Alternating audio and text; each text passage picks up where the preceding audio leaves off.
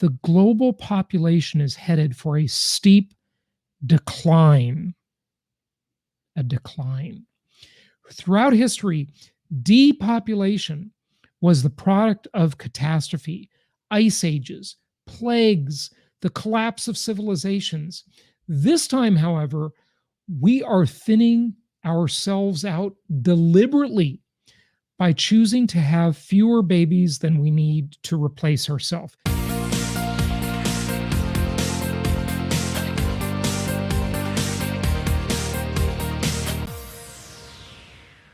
Hey, it's Jason Hartman, and I want to talk to you about the upcoming real estate market collapse. Well, it's not as dire as it might sound. For years, I have been talking about how my investment philosophies will work, and they have worked. For 18 years, I've been teaching people about real estate investing, maybe for longer if you count my career in traditional real estate before being in the investment only business. And I've been talking about various principles: inflation-induced debt destruction, packaged commodities investing, the Hartman risk evaluator, and more recently, the new Hartman comparison index. And they're all great. If I don't say so myself, well, hey, I don't have to. You told me that. But I have always made the disclaimer that all of these philosophies depend on an increasing or at least a stable population in a given market. If that population should decline, Houston, we have a problem, right? As it goes. So let's look at what is happening to the population and how this might affect the real estate market in the coming years. I think this is a very important topic. Make sure you stay to the end. We're going to cite a couple of well-known books, a couple of well-known people on this topic, and we have a couple of great sources: CNBC, Elon Musk, the United Nations, a bunch of other things for you. So be sure to stay until the end because there's a lot here for you today. And let's go ahead and dive into it. Okay, so on the screen, let's look at the first thing here. So years ago, I read this fantastic book, and I want to recommend it. It's called The Bet, and it's about two people who have completely different opinions on the future, on the environment, and on population. Whether population growth is a ticking time bomb, if it is a problem that is going to just really hurt or wipe out the earth and subsequently humanity, or if the increasing population is actually a benefit, if it is a resource. And these two people with opposing views would just lock heads, and they made a bet, a famous bet between Paul Ehrlich and Julian Simon. And one was saying that the population is a disaster. People will not stop procreating. It's going to ruin us all. It's already ruining the environment. It's going to just cause huge problems. And the other said, look, people are a resource. People solve problems. And of course, this is my way of putting it. This is not exactly what they said, but I am putting my own beliefs on it, right? And they will figure this out. And the population will start to change as people become more prosperous and as more countries adopt Western democratic ideals. So this is a fascinating book. I'd highly recommend it. Please check it out. It's called The Bet, and I think you'll really enjoy it. Now, this picture on the screen is the picture of a foolish man. Well, maybe he wasn't so foolish, because everything is relative to the times in which we live, isn't it? To the context of our life, relative to what we know at the time. And he thought that the population growth would become just a tragedy for the world because resources were scarce. And as the population increased, of course, people consume resources. And as they consume, it is going to tax the environment, it's going to tax the food supply, and it will ultimately lead to our demise? Well, that is none other than Thomas Malthus. And his philosophy actually has a name, Malthusian philosophy or Malthusian beliefs, whatever you want to call it. And he was wrong, wrong, wrong. But back when he was 32 years old in 1798, he knew what he knew, and the world was like it was. And that was before the Industrial Revolution. It was before, obviously, the technological revolution. And so things were different back then. And maybe at the time, with the knowledge he had, maybe he was right. But since then, he has been proven massively wrong.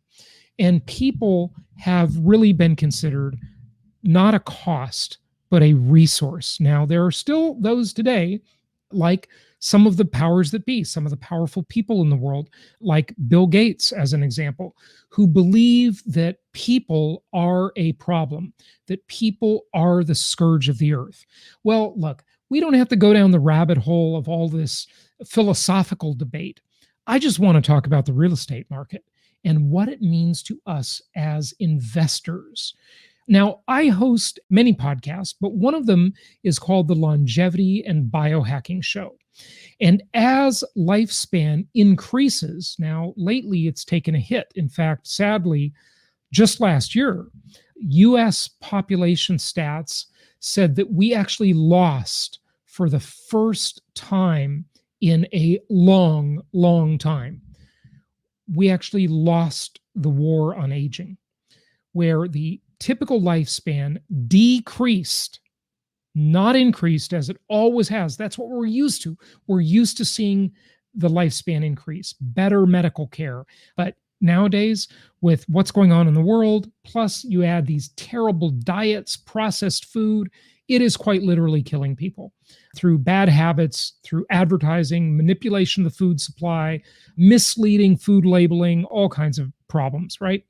And so lifespans are sadly decreasing. But overall, I think, and you'll probably agree, the trend is going to be up, right? New advances in technology and even toward the singularity concept will increase lifespan ultimately. But people are a resource. Now, the problem is not the lifespan, it's the birth rate. I want to talk about a study, a UN study, and there's a book on it. It's called Empty Planet: The Shock of Global Population Decline. Yes, decline.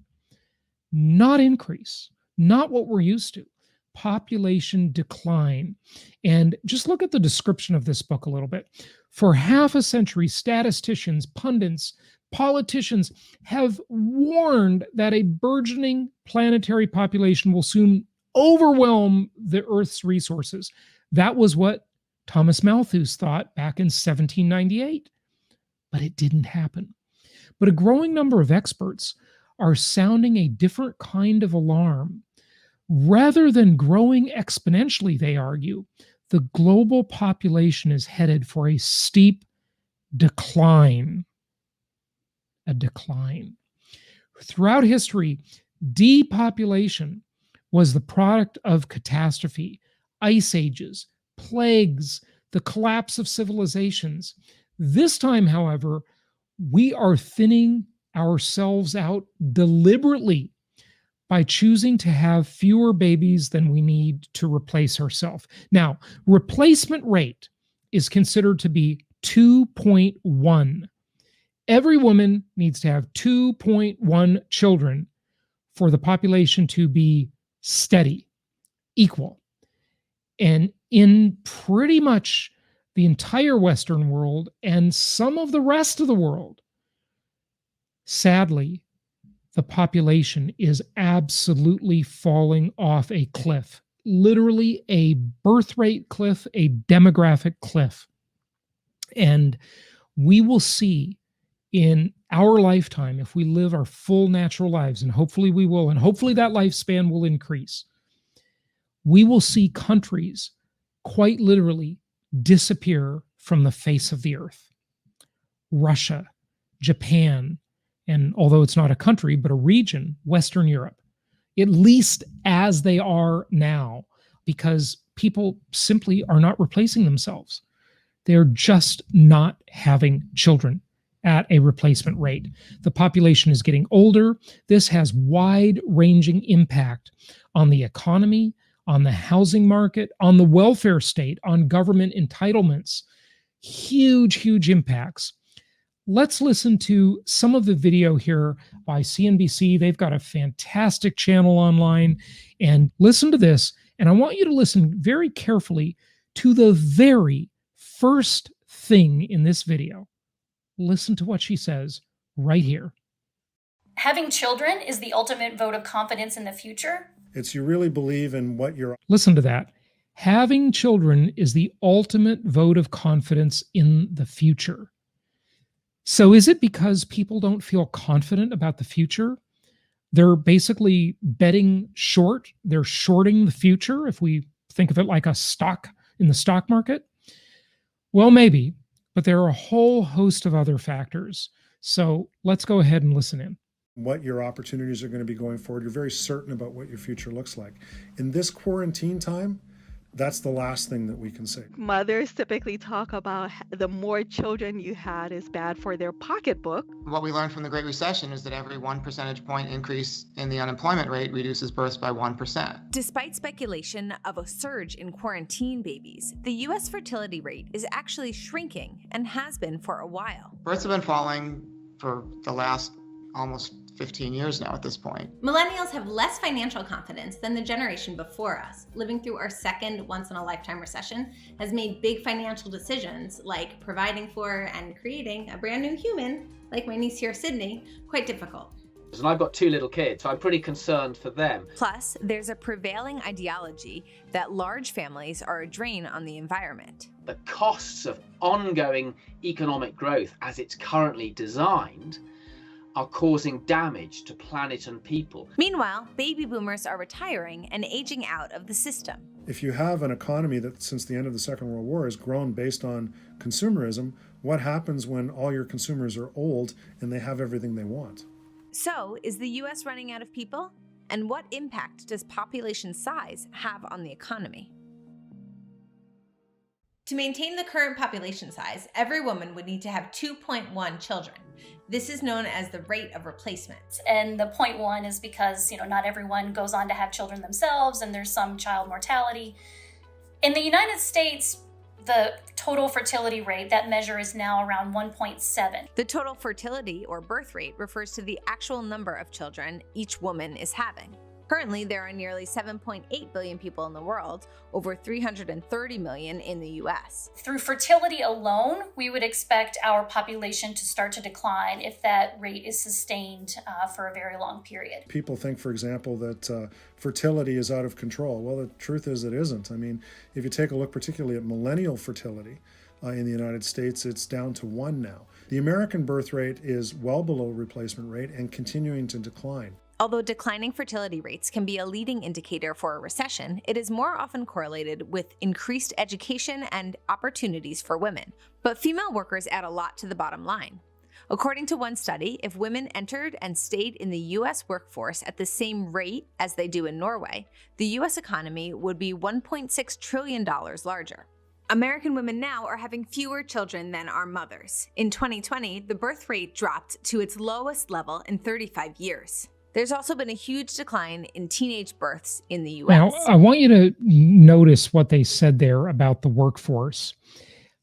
And I've talked about this many times on prior podcasts and videos on my YouTube channel, etc. But if you think about it, there is a giant incentive to break up families, to see women in the workforce. Huge advantage for governments, for corporations. I mean, prior to the feminist movement, women used to complain that men were running the world and women were second-class citizens. But now, women are simply slaves to corporations. I mean, it's just unbelievable the way this has turned out. And think about it. If we encourage divorce and discourage marriage, then what happens to the consumer products demands, right? It's a huge stimulus to the economy. Instead of needing one sofa, you need two sofas. Instead of needing one bed, you need two beds. Instead of needing one house, you need two houses. Instead of the possibility of sharing one car for the family, you definitely got to have two cars. You need two coffee makers, two toasters, two refrigerators, two dishwashers, two of everything.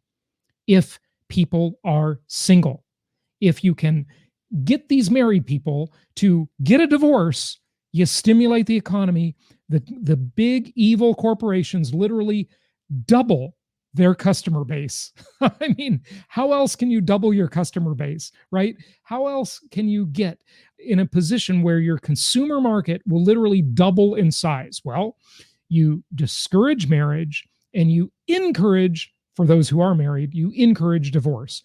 And they do this through the media, through culture war, et cetera, et cetera. It's just absolutely staggering how effective this has been. You do it through government policies like aid to families with dependent children, where you pay women, single mothers, only if they're single. But if they're married, if they stay together, they don't get any money from the government, right? They get money if the father is absent. So what gets rewarded gets repeated. That great line from that great old book, The Greatest Management Principle in the World. What gets rewarded gets repeated. So true in every area of life. What's clear is that there are less unintentional births than ever before.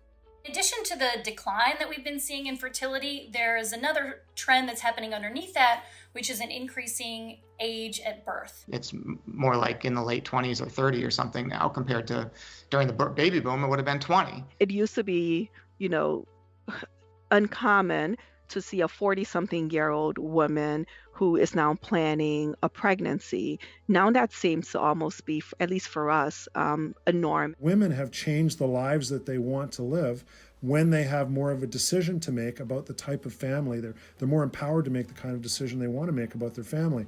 And when they make that decision, not for everybody, but for most people, it's fewer kids. So women are waiting to have their first child longer and then their subsequent children. What's sort of remains to be seen in this area is the extent to which the decline in fertility that we're seeing is really a delay of births, so that these declines for women in their teens and early 20s will be made up later when they're in their 30s, or whether this is a permanent reduction in their lifetime fertility. The pandemic may have accelerated this trend, as people are less likely to have babies in uncertain financial times.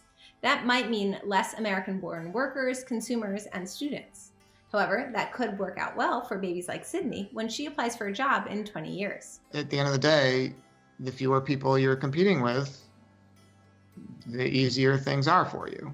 There is that. In terms of getting a job. But who knows? Maybe one of the kids that isn't born is going to cure cancer, would have cured cancer. Population size and fertility rates should inform how we plan for the future. See, if one of the kids who wasn't born cured cancer, right? But do the powers that be really want to cure cancer? It's a very lucrative industry, right? Cancer treatment. So poison the food supply and then treat people for cancer and diabetes because, hey, there's a lot of money in it. It's just unbelievable how some do not see this.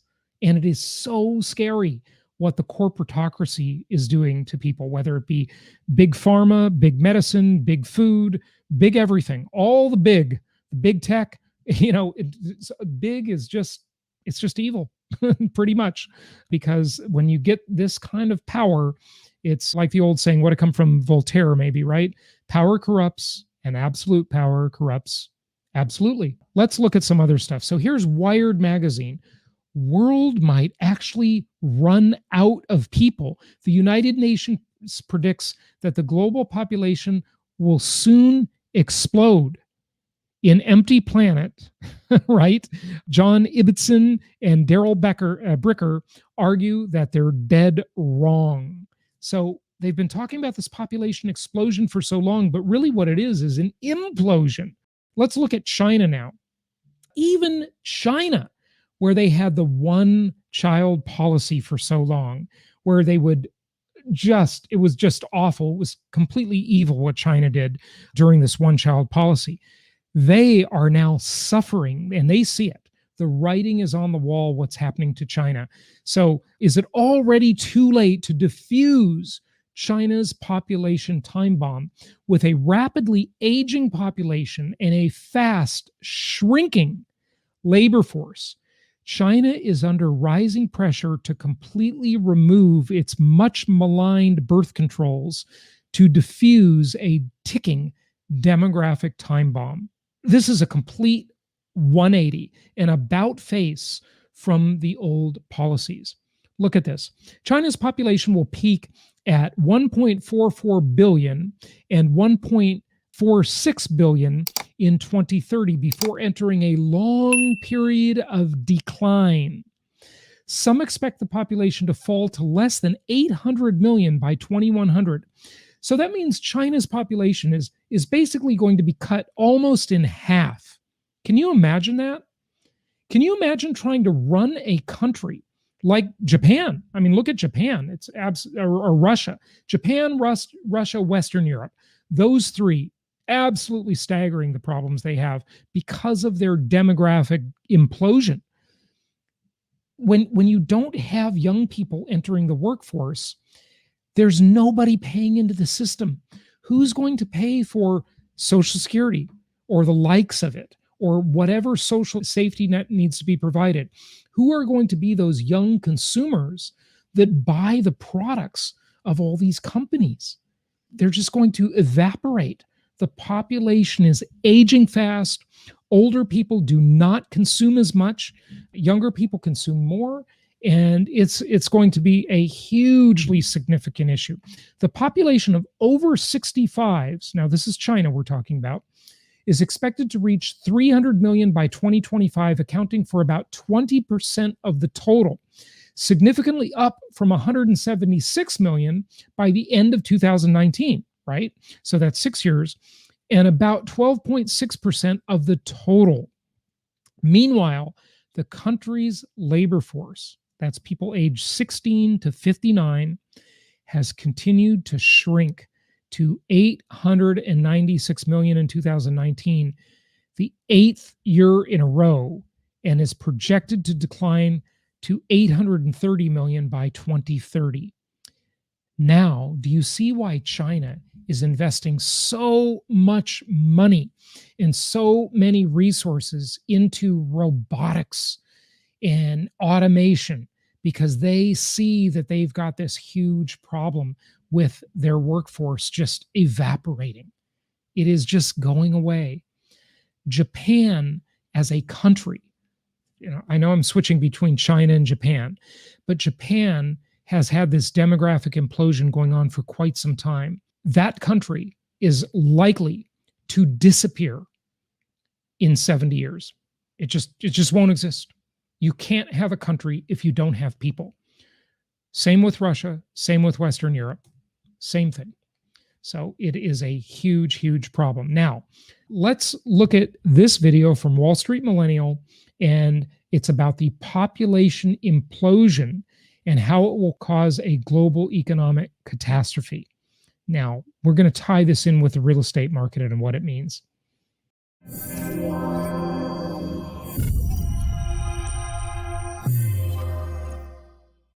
What's up, guys, and welcome to Wall Street Millennial. Today we're talking about an existential threat that humanity faces but gets almost no media attention.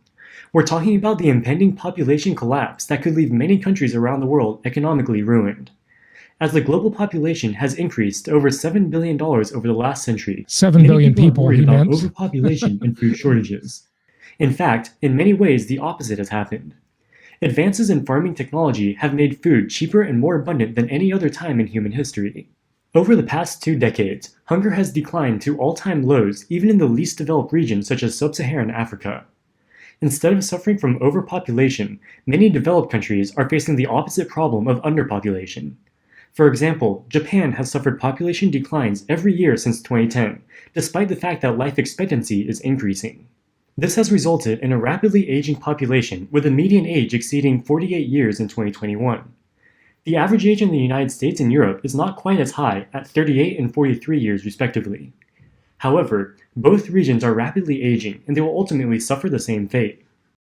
By the way, if you want to look at the difference here, just like I always say on the podcast, watch old movies, watch old TV shows, read old books, listen to old music. But in this case, especially old movies, old TV shows.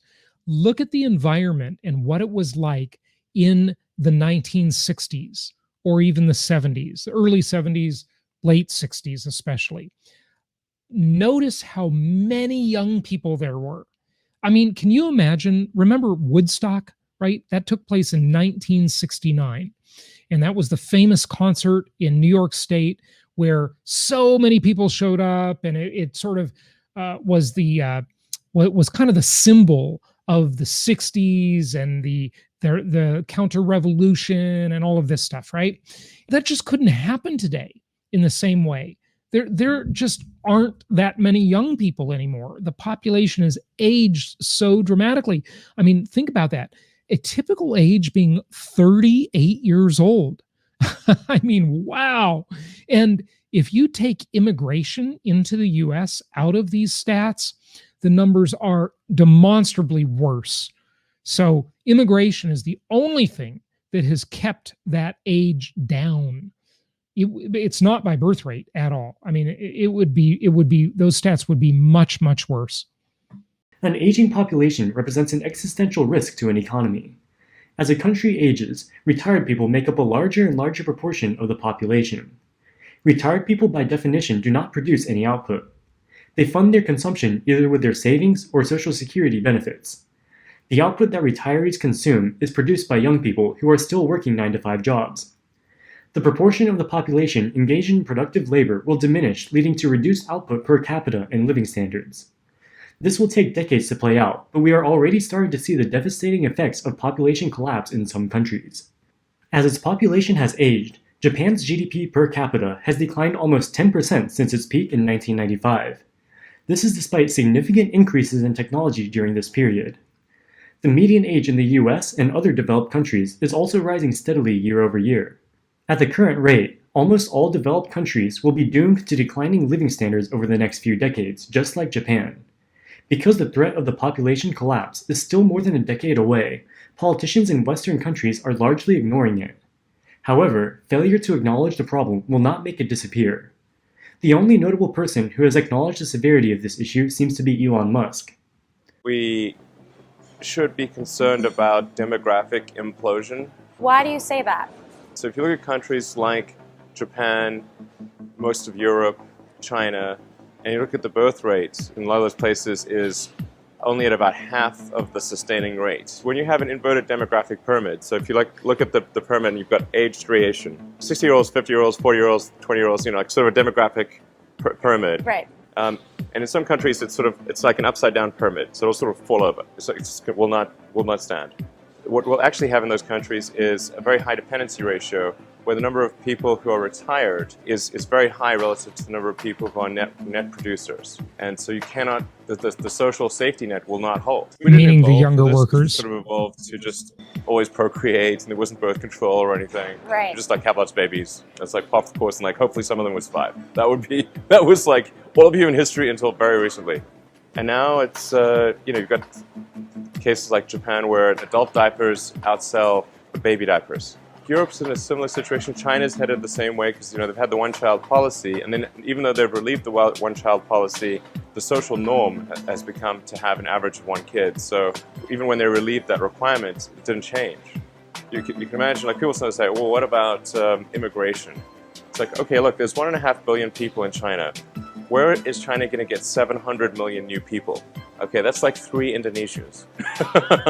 It's like, it doesn't work. And the full gravity of this is not well understood, but will become a severe issue in the next few decades. Obviously, the cause of the population implosion is that people are not having enough kids. To maintain a given level of population, each couple must have on average 2 kids. This is known as the fertility rate. This map shows the fertility rate by country. Purple countries have fertility rates of less than 2 and are thus experiencing a population implosion. As you can see, the United States, almost all of Europe, Russia, China, and Australia all have fertility rates of less than 2. The only countries with high fertility rates are developing countries such as those in Africa. The most extreme country is South Korea, with a fertility rate of 1, which is half the sustaining rate. At the current rate, South Korea's population will be cut in half in just 1 generation. Such a dramatic drop in population has never been observed in world history. The closest thing is the Black Plague in the 1300s, which wiped out up to 1/3 of the hardest hit countries. For a country's population to be cut in half is uncharted territory. The economic and social consequences will be unprecedented. Parents in rich countries have higher incomes and thus a greater ability to raise children. So it seems counterintuitive that rich countries have lower fertility rates. There are a couple reasons for this. Firstly, women in developed countries have greater equality in employment opportunities. Thus, many of them avoid having children as they would rather focus on their careers. Also, in rich countries, kids have greater opportunities for education. Parents want to send their kids to college. Therefore, they only have 1 or 2 kids so that they can save up enough money to help them pay for university tuition fees. On the other hand, in poor countries, it is optimal to have as many kids as possible, in part so they can help out on the family farm. Whatever the reason, as countries get richer, people decide to have less kids. This is happening across the developed world with very few exceptions. Japan is the most advanced country as far as the aging population. It's important to look at Japan as an example, as most developed countries will end up in a similar situation as Japan within the next few decades. Over the post-World War II era, Japan's economy flourished. They rapidly adopted advancing technologies and took advantage of the rapidly globalizing market for automobiles and electronics. However, in 1991, they suffered from a massive stock and real estate crash, which sent the economy into a deep recession. Normally, when countries experience recessions, they recover after a few years and return back to their steady growth rates. However, this did not happen in Japan.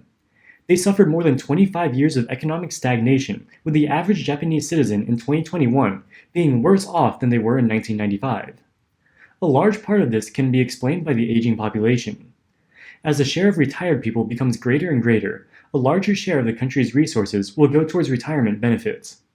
This leaves less money left over for investment in physical capital or innovation. The lack of investment causes the economy to stagnate. So what can governments do to stem the population implosion? See, so many economists just argue over Japan's economic policies, and they just completely ignore the demographic disaster that has taken place in Japan. I would argue that that is probably their biggest problem. I mean, maybe the hardest working people on earth. You know, when I visited Japan, I absolutely loved it there. The people are so polite and so civilized and incredibly hardworking, very industrious people, but they just don't have children. Did you see or hear about this really weird trend in Japan?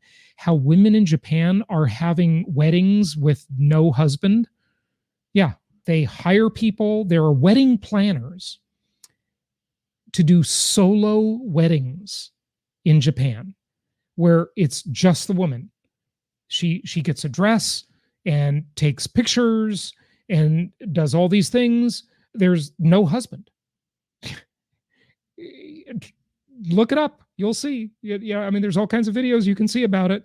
It's this solo wedding trend in Japan. Just aberrant. I don't know what else to call it. Implosion. Unfortunately, there's no easy solution to the problem. They can encourage people to have more kids through tax deductions and other incentives. However, this is easier said than done. The U.S. Department of Agriculture estimates that it costs $233,000 to raise a kid from 0 to 18 years old in the U.S.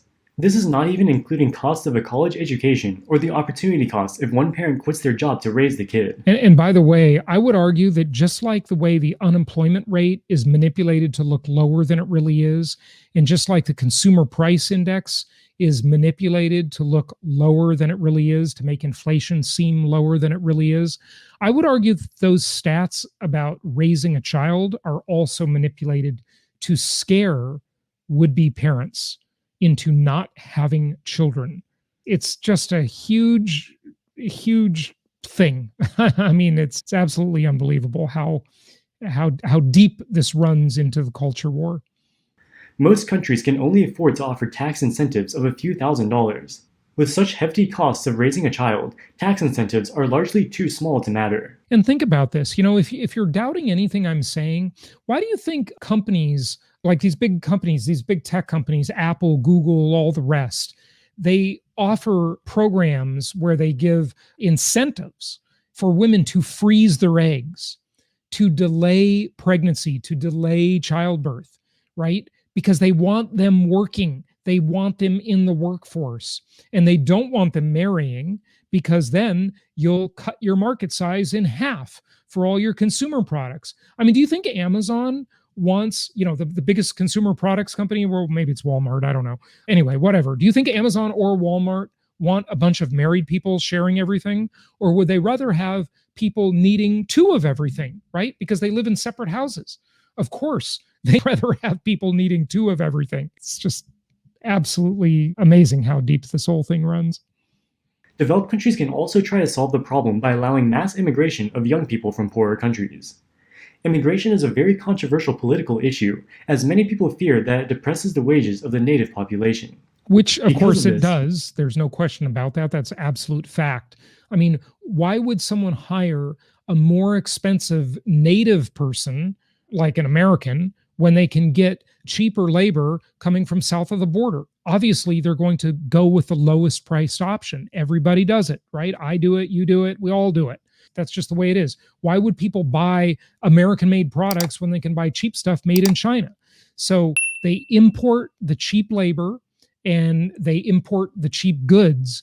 But what that means is the natives in the given country, in this case, I'm talking about the US, puts them out of work. It suppresses their wages so that their wages aren't as high. It's amazing to me how people make these idiotic, glib statements about immigration. They say, well, Americans just won't do those jobs.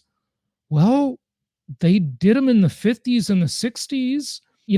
Somebody in the 50s and 60s did agriculture. Somebody picked strawberries. Somebody did landscaping. These arguments just make no sense at all. They're just half-baked ideas that you hear bandied about in the news media. Most developed countries do not allow immigration to nearly the extent necessary to solve the population problem. Furthermore, for countries like China, there are not enough migrants in the world to fill the population hole, even if they did allow open borders. There are no easy solutions to the population problem. If there were, countries like Japan would have already solved it by now. There are deeply rooted reasons for fertility decline in rich countries, and they will likely only increase over the next few decades. Given the dire outlook for the developed world, long-term investors should position themselves carefully to limit their risk. It is possible that the unfavorable supply-side effects of the population implosion will result in scarcity of goods and thus price inflation. Thus, it may be prudent to limit your exposure to cash or bonds. These are nominal assets whose value will be eroded by inflation. Real assets like real estate and stocks will give investors better protection from inflation. The economic consequences of the population bomb may also have dire effects on stock markets. For example, Japan's Nikkei stock index has suffered 30 years of stagnation, decreasing 25% from its peak in 1989 through today. The CIA keeps track of the median population in every country, and we've included a link in the description below. Investors may want to take age data into account when deciding country allocations for globally diversified stock portfolios. No question about it. That's a good point on the video, and that's from Wall Street Millennial, so thank you for that. What does this mean for real estate investors? Well, he said it in the video that real estate was the better choice in investments, and I agree with that. But very long term, there will be an impact. There will be a time, probably around 2055 to 2060 and on, where in the US, this population problem really starts to take its toll. Until then, it looks like we're in pretty good shape. When I look at the charts and graphs, I think we're probably okay. But after that, if you get a 30-year mortgage today, you're going to be long gone out of those properties by then, right? But we have fantastic demographics coming at the rental market and the for-sale housing market for the next 10 years. They are truly incredible. They were incredible 10 years ago when I made that prediction, and I renewed that prediction again for the next 10 years. So it is the trade of the decade, but on the very long-term scale, which we don't have to worry about right now, not for a long time. We got a few decades ahead of us of probably pretty good times, at least on the demand side and likely on the supply side, because housing is a pretty low tech item, even with all the talk about 3D houses and manufactured houses. And I've debunked those myths on other videos and podcasts that I've done. They're not, at least so far, revolutionizing housing, not in the least. A lot of hype, a lot of clickbait out there. But the longer term, there will be a big housing problem, a glut of housing as the population declines, if it declines. And right now, it looks like it will decline. Remember, if you want to have the workers in 20 to 25 years, you got to have the children today, right? That's how long it takes that seed to sprout, right? You got to have the children today to have the workers of 2041 to 2046. Okay, that's the timeline. And then those people get to their highest, at least historically, in recent history, their highest earning years and their highest spending years by age 46. So I talked about when they're 20 to 25, but 46, right around there, is their peak spending and peak earning years. So I hope this was informative. I hope it was interesting. Thanks for listening and happy investing.